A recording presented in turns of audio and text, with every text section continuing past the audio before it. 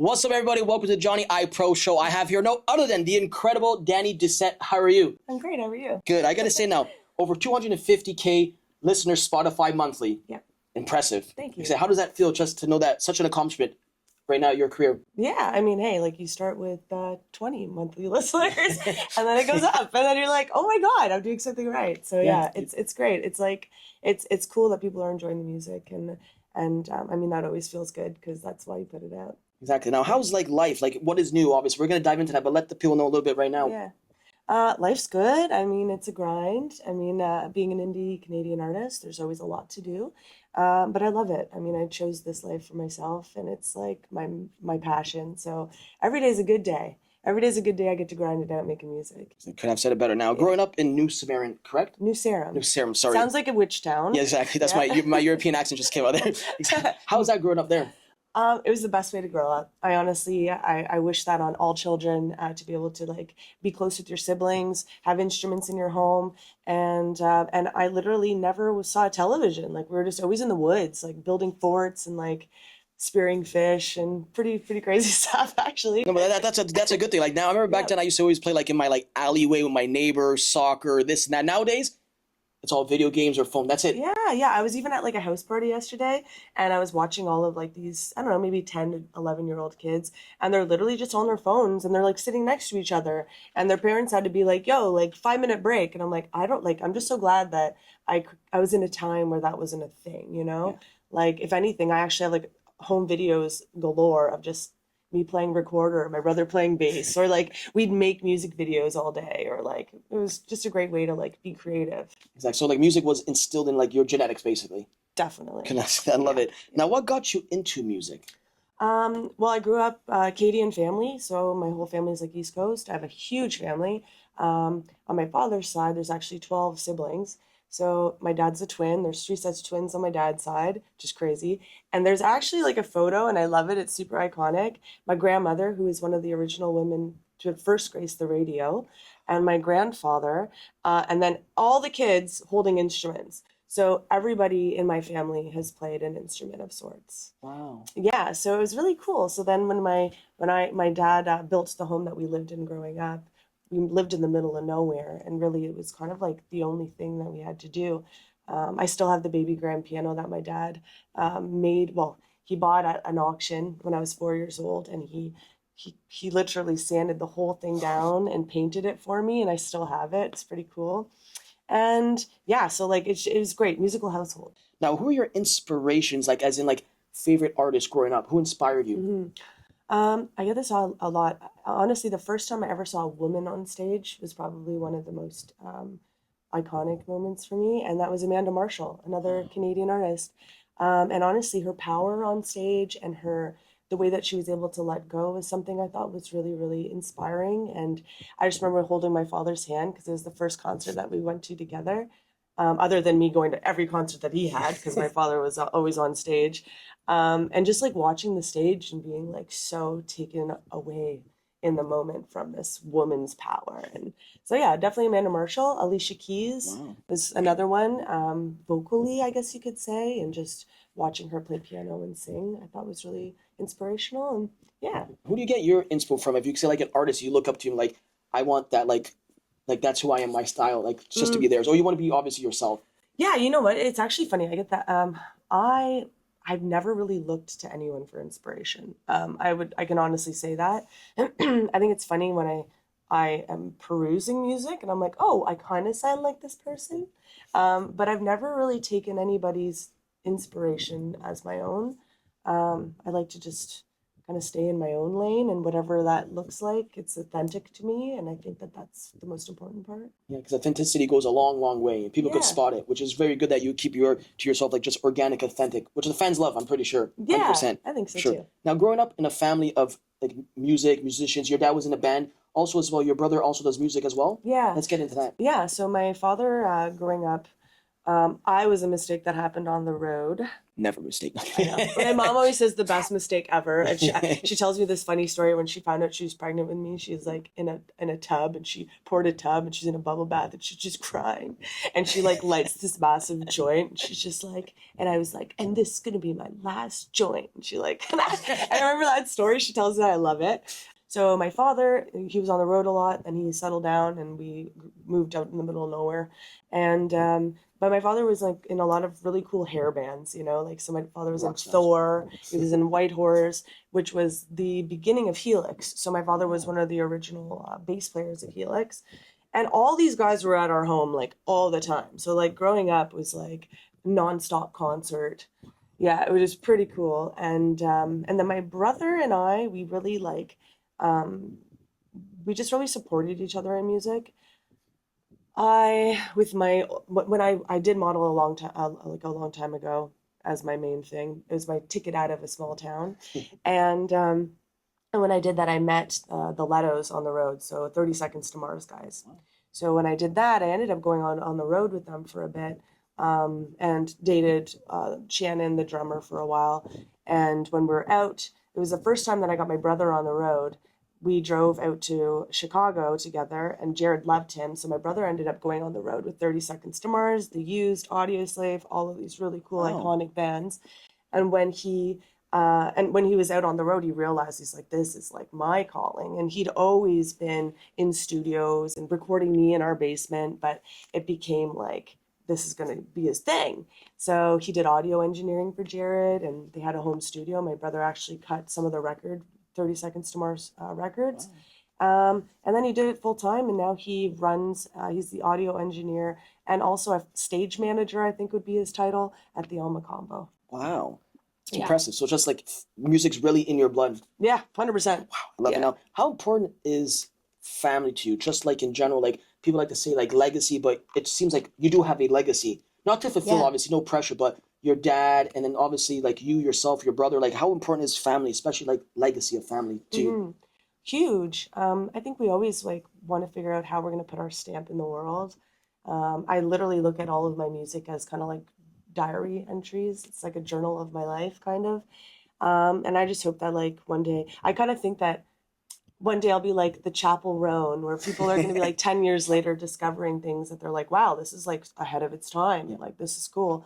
But honestly, really, music is truly about the way that I'm able to make people feel, empowering people, and the impact of what music can offer. Because I know that when I listen to an amazing record, I'm like, you know, it can take you somewhere, or it can make you feel like you know somebody well. And I honestly, truly believe that music was really, for me, a way to feel like I'm connecting on a deeper level, and also a way that people can appreciate and get to know me in a deeper way. Exactly. So I think that as artists, I think maybe you can attest to this. You're always looking for a way to like be seen in a truer, more authentic way. Yeah. So music for me, that's what I hope to leave a legacy of. I hope that people, when they listen to me, they actually get to know who I was. Exactly. Like you're right as well. Even for like music, like as people hear your music, it tells like a story. Like you're creating a story basically. You even visualize it, like you just like it tells a story. Now as well, for like your creative process, writing behind your music. How's that for you? Like what goes behind that? Yeah, well, even last night at like 3 a.m., I'm like, oh, I have a cool melody. And I'm like, voice noting that.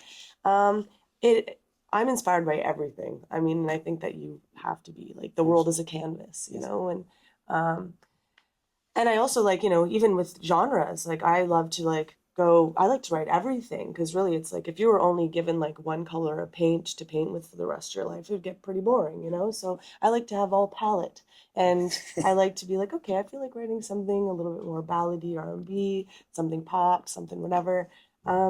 So yeah, I don't know. I just dive in when I'm feeling creative, and that can be anytime. Exactly. Now tell me the feeling now that getting signed with MDC, I believe. Yep. 2020. How's that feeling just getting signed? Yeah, I mean, MDC was a blessing, 100%. I was, and I still play in like a corporate band. So like one of those ones where you go play a cool wedding or whatever, and I love that, and it honestly gave me my stage chops, because prior to that, I was really like nervous to get on a stage, so it was great. So I was with them, and then all of a sudden our sound guy one day was like, Dani, like, what are you listening to? I'm like, oh, I've got some demos. I was just like demoing some stuff at a studio. And this is before I even thought about releasing my own music, to be honest. And when he listened to it, he was like, this is really good. And I'm like, thanks. Like, do you mind if I show this to some people? I'm like, sure. So he showed it to Manuel da Costa, the owner of MDC, who's a very well-known established businessman. I think he has like some construction companies and some other gear kind of places you can rent this stuff. And they wanted to have a meeting with me. So I went in and they just basically offered me the opportunity to have a space to create in. So at the time it was the Sony writing room, and I met Reno and I met everybody there, and they basically were my angel investors. They invested in my project all the way through and were super supportive of helping me and anytime I needed anything. And then the world shut down, so I had like all the time in the world to create, and I was like making music videos, releasing albums, and it was like awesome. It was like the way to really get the beginning, the start there, you know, and it was definitely a blessing. Now you say music videos. Before you even started too as well, you said that you create all your stuff. Yeah. Let's talk about that. That's impressive, actually. Yeah, thanks. I mean, I feel like you have to do that now, like if you're gonna have any success in this industry, because you really need to be able to have control of kind of like the way that you're perceived. You also like nobody's gonna do work for free, and a lot of the stuff that you do, it's like can be expensive if you're not doing it yourself. So yeah, like I love like whenever I write a song, it's like a tapestry, you know. So it's like there's so much that you want to tell about that song, and the visual part of that is just as important. So I love to be in control of all of that. Couldn't have said it better. Now as well, your debut EP, Run With Me. Let's talk about that a little bit. Yeah. Oh my gosh, that was so fun because I was like, you know, I'm in the studio, I'm locked in the studio for however long, and I'm like, I don't know, I wanted to make like a really fun, like very like approachable pop record. And the message is just like, hey, like, are you with me or are you not? And that was kind of the whole motivation behind that. Behind that, for sure. Yeah. I gotta say, now currently signed to 4AM Records under Carw Wolf. Yeah. How's that? Because it looks like you're having fun. Honestly. Like you're truly yourself. Yeah, you know what? I have to shout out Carl because he's an amazing person. Shout out Carw Wolf. He's just honestly, I've learned so much in the year and a half that we've been working together. Because he's a seasoned pro, you know, and I have so much respect for people that are self-made, and he really was, and his story is actually a really, really cool one. But no, like we have so much fun together. We've become like best friends. I can definitely say that, and he's also just a great mentor. Yeah. And I'm a stubborn bitch sometimes, like legitimately. Like I'm like no, we got to do this today. He's like, Dani, let's like, think about it, because like I do not like when people tell me no. I'll say that like for real. I'm just like nope. And but he's good. Like he's really good. Like he actually has more tact than I do in a lot of ways. I'm like, because I'm just like I'm so like off the cuff. Like even how I talk to people, or they're kind of like shocked by like sometimes. But I'm like, honestly, where I am and who I am is like I own it, and I'm okay with that. I love it. I love yeah, but he's great because he's like far more like trepidatious with like things. He's like, you know, maybe we shouldn't go about that. I'm like, fuck it. I'm like, let's put this out and put that out, and if they don't like it, then fuck it, like whatever. And he's like, well, I don't know, you know? And like a great example of that is even like when we released the first song that did top 25 in Canada for 6 months was Fire Alarm. Mm-hmm. That was our first thing that we made together. And honestly, he was really like nervous about, and things I didn't take into account about world issues. And when we put out Fire Alarm, I think the first bombs happened in Gaza.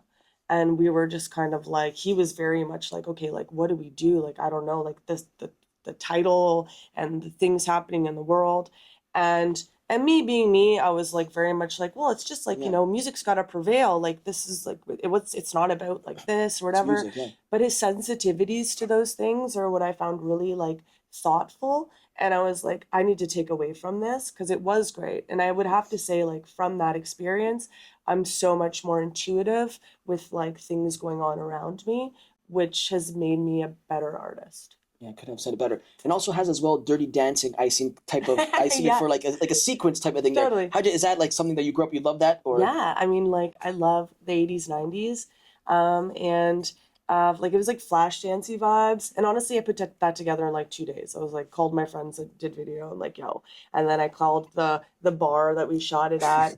I was like, guys, like, do you guys care if I come in like this day? They're like, yeah, no problem, Dani. I'm like, okay, cool. And you just kind of works like that. And then in the moment, I'm like, I'm just gonna dance like crazy, and then you capture it. We're gonna cut it together really good. And that's how it came about. Yeah. Exactly. And I absolutely love that song as well. Yeah. Now, I'm gonna say now, country music now, as you've seen it, it's taken over the scene. Mhm. Like just Morgan Wallen, Post Malone, like one of my favorites. Like I love Post Malone. Post Malone, just the way he just went from like hip hop, all that stuff, and just to like dive into country, and is successful at this. It's just fantastic to see. Now yourself as well, pop, like your pop style, then to country. Now the song that you have, City Boy and Country Girl, was that easy? Like just creating that song? Yeah, honestly, I think the reason why we released it, because Carl and I, it came so easy, and we're just like, this is like, we're like jamming in the studio, and we're like, this feels good to us. Like, you know, we loved it, and it really like translated well. It's funny though, because I feel like Canada is a lot different. Like this in the States, that is something that people pivot a lot easier. Yes. I think here fans are a little bit different. The fan base is different in Canada.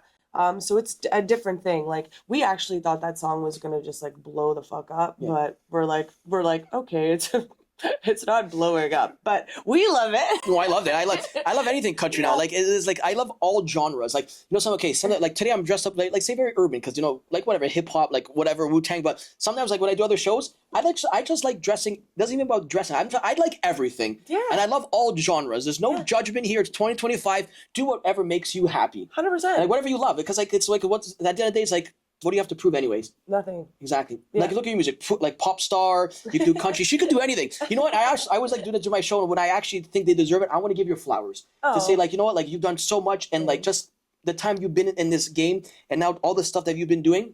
Just want to say you're amazing. I appreciate it. And just want to give your flowers as always. I always like to give my flowers to all my guests. Take the flowers. I thought you were gonna shake my hand. I'm like, okay, Sybil, shake. Do you have a vase? Exactly. No, it's like water, please, water it up. I'm gonna say that as well. Now another song is Feminine Energy. Feminine Energy. Let's talk about that. Feminine Energy. The tongue twister. She knows I say better. So that song right there. Yeah. So Feminine Energy, honestly, I have to say, was kind of like the beginning of like really self-discovery. Like, I mean, we all go through like circulations. That's another word of that. I don't know. But we're always like growing and learning, right? And, you know, and we're evolving. We're always evolving. And the one thing I feel like with that song is I really tapped into like being like, what is the message and the impact? Because Feminine Energy is literally about like, it is about the music industry. And a lot of people don't even know that, but it's like, don't turn your back, sneak in your bed. They bite at your heels. Wow. Yeah. A little they want feminine energy, right? So, and my experience as a woman in the music industry has also been very interesting because, I mean, it's just facts. Like, you know, it's mostly a male-run industry, and I have no problems with that.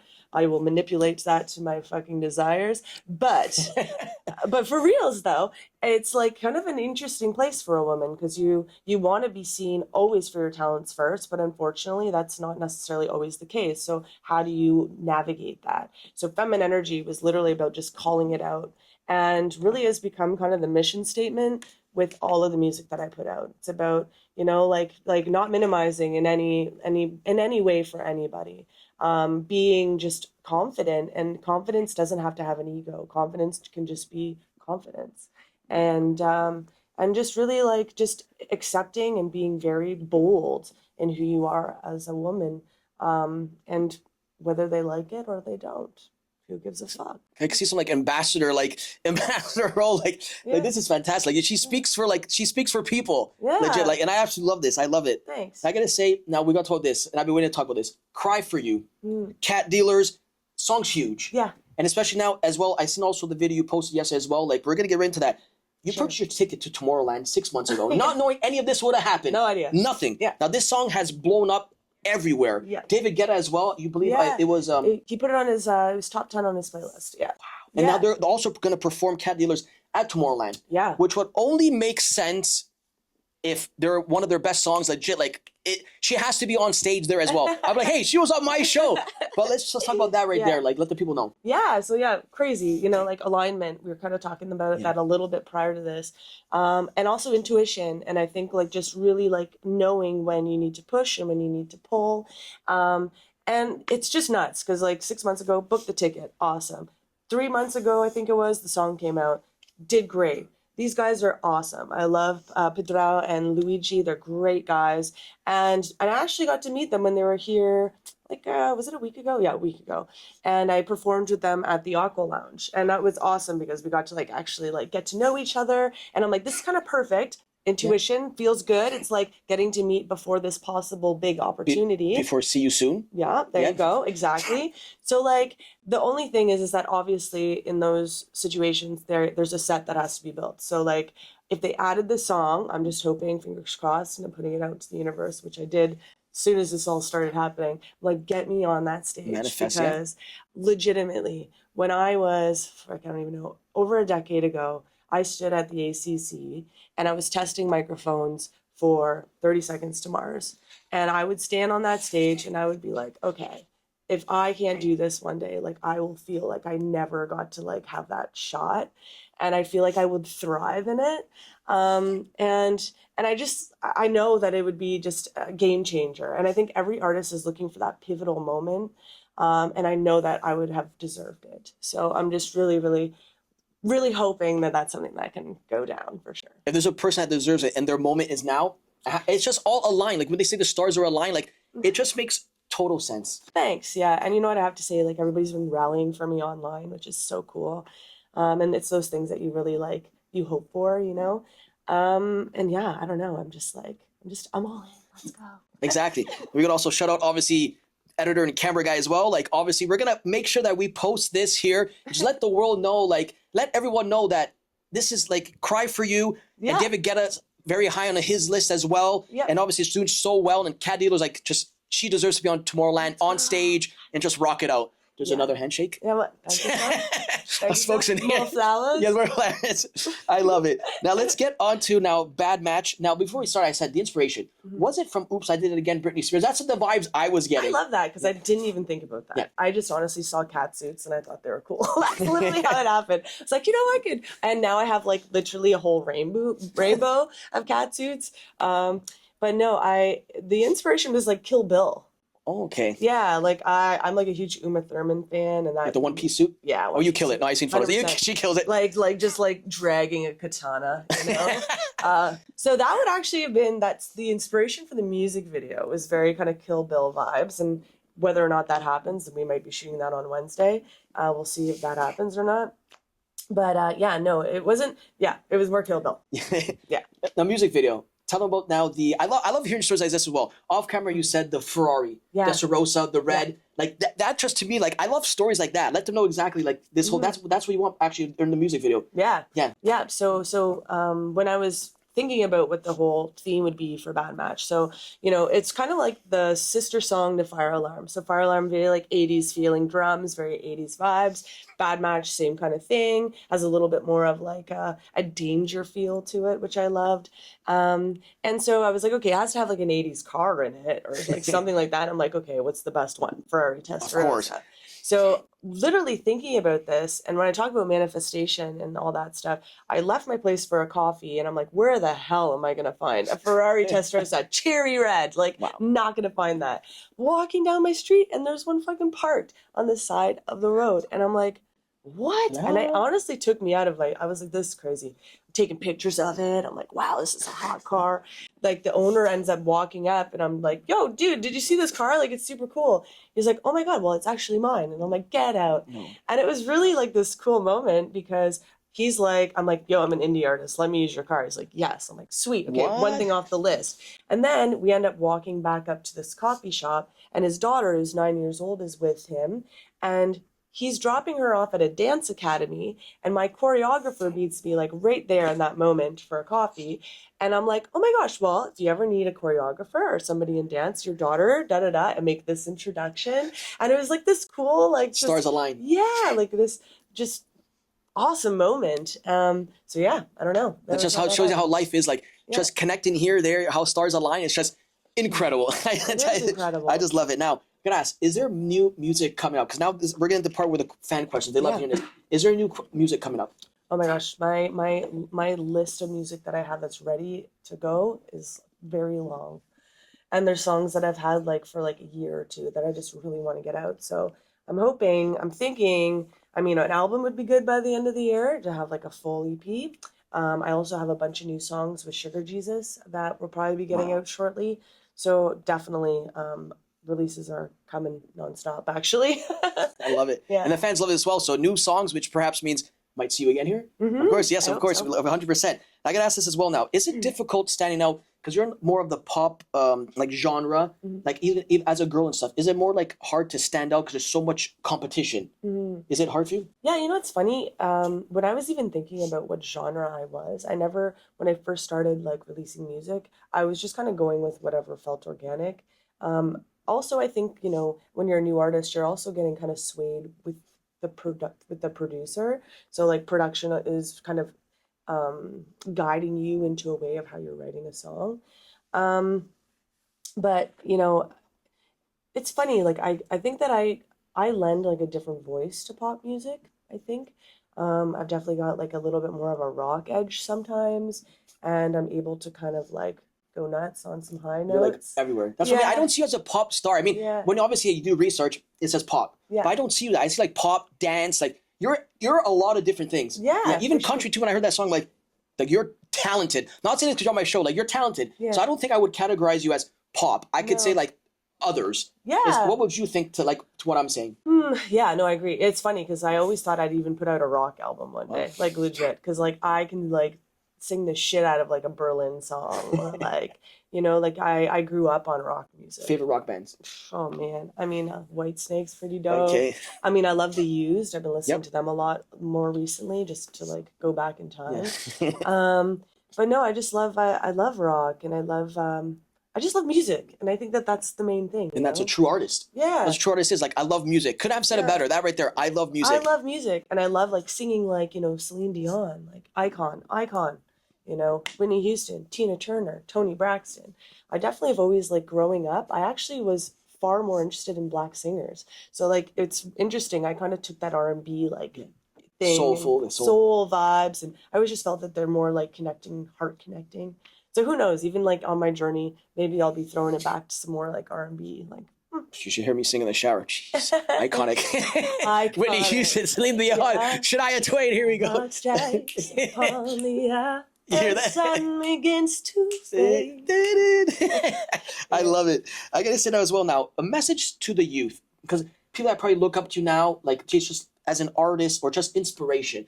Is there a message to youth as in like, you know, pursue your goal? Like what is your message to you if they want to say, I want to become an artist. I want to become like Dani. What is your message to them?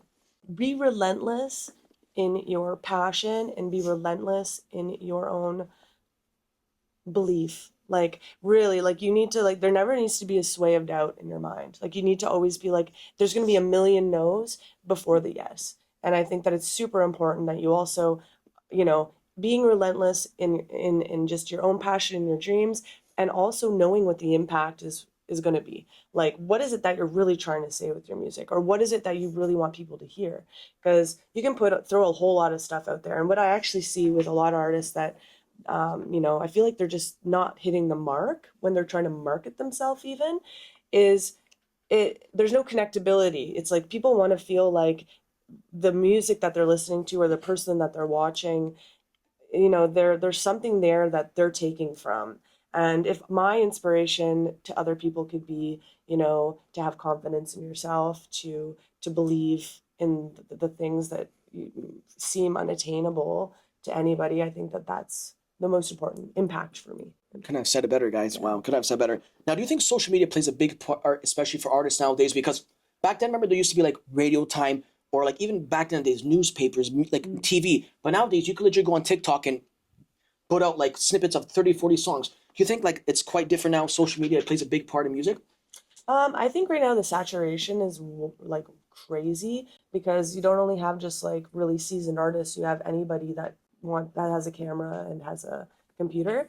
which doesn't mean that they're not artists, and it doesn't mean that that's not amazing, because I think it is. But I think it just makes it a lot more competitive.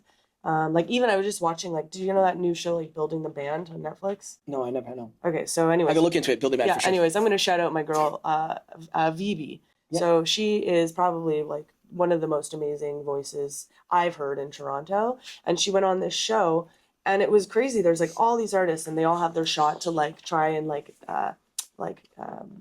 wow each other with their voices.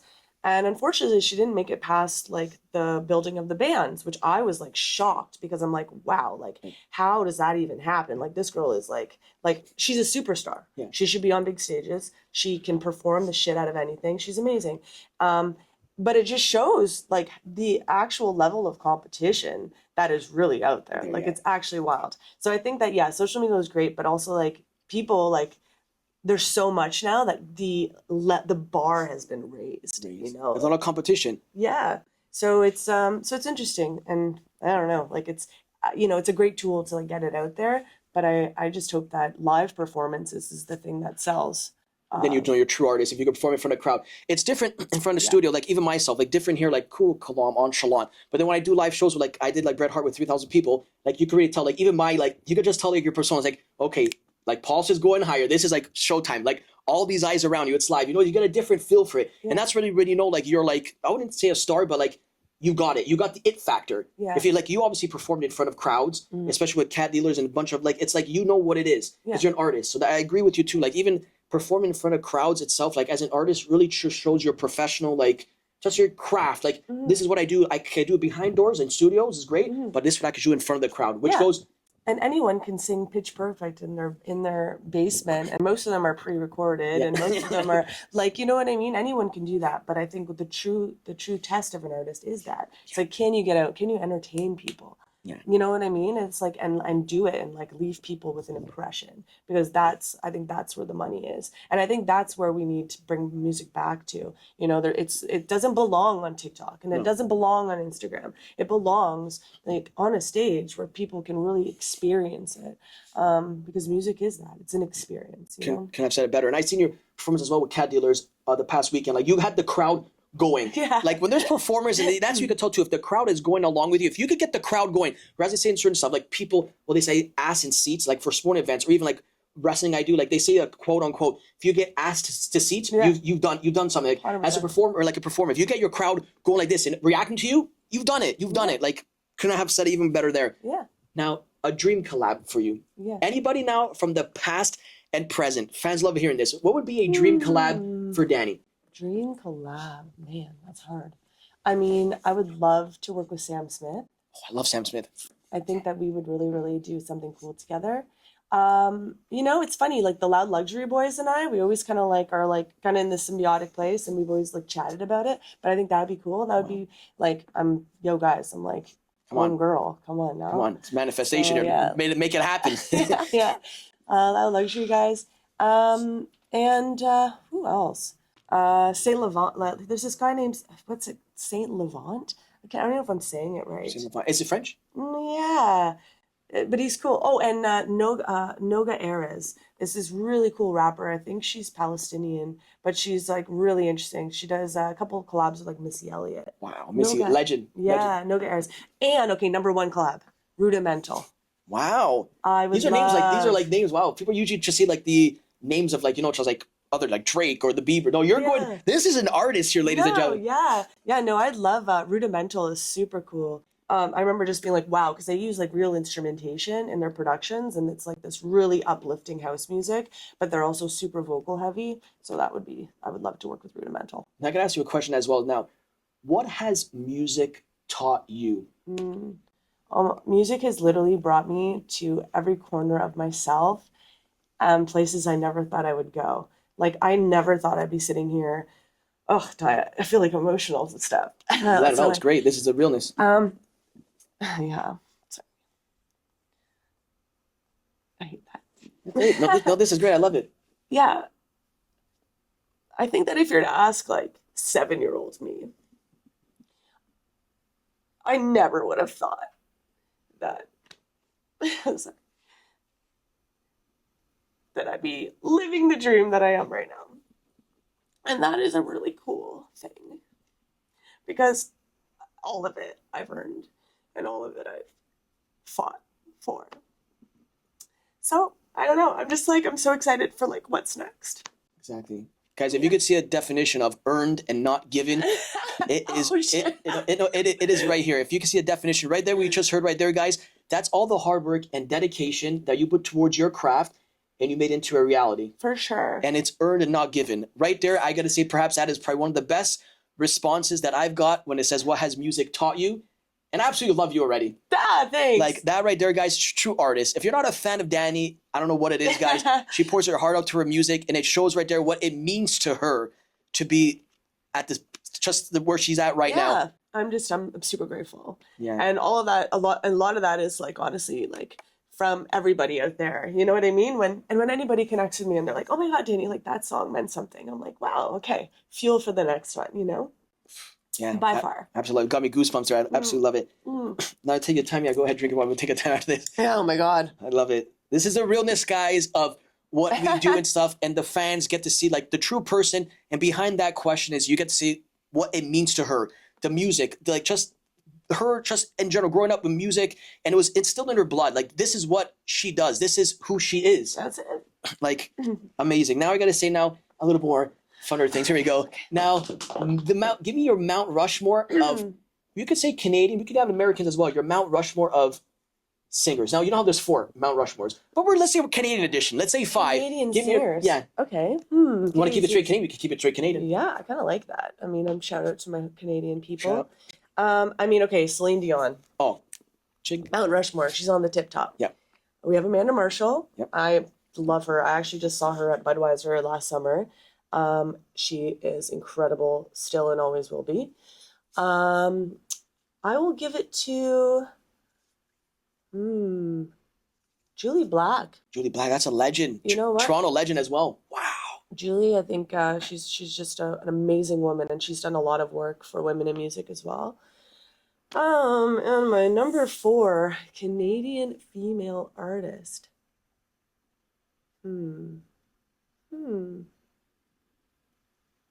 You know what? I'm going to give it to Rev. Rev, okay. Because you know what? I love her, and she's an amazing person. Brie is cool. Yeah. And, you know, she's also a person that is, like, so in it because she loves it. And I actually just got to meet her, and we actually became really great friends this summer. But she's working hard, and she's, you know, it's still hard. She signed with Universal, but it's still a hard thing. You know, you're fighting for, like, the songs that you want to release. You're fighting for everything, and she's just a really great woman and very talented. So exactly. Yeah. Now, in the next, say, if we're looking straight ahead, like into the skies, the next 5 to 10 years, where do you see yourself at? I'm going to be headlining at the ACC in 4. 4, give me that. 4. And I mean, I hope to be touring. I'd love to do a UK tour. I'd love to get out of Canada. I love Canada, but I just think that, like, unfortunately, the respect comes as an artist when you have been elsewhere and the fan base grows elsewhere. And I don't know why that is. I think that's something that needs to change in Canada because it's harder for us to make a living here doing music. So anyways, a tour for sure. And I'd love to be working on some films. Like I'd love to write soundtracks for like DreamWorks and Disney and stuff like that. As an actor, you don't see yourself acting? I think you're like your energy just oozes out, like your aura. Like you could be an actor as well. Like I think you got it for sure. That'd be cool. I've always wanted to do that. I always worried about remembering lines.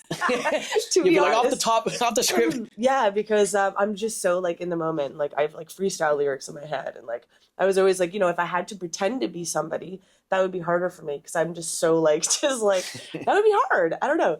I had like a reality show actually hit me up a couple days ago, and they're like, Dani, like we'd love to bring you in for like this reality show. And I'm like, okay, cool. Like that sounds like doable. Yeah. But then they gave me like lines, and I was supposed to play like a bitchy like customer that like walked in on a place. I'm like, yo, I'm like, I would never say that. I'm like, so no, because Yeah. like I'm like, if you're saying it's a reality show, that's not reality. And I'm like, and also like I want to be depicted in like a way that's like flattering to me, not like for your ratings. So yeah, like in a moment, if I want to be a bitch, sure. Sure.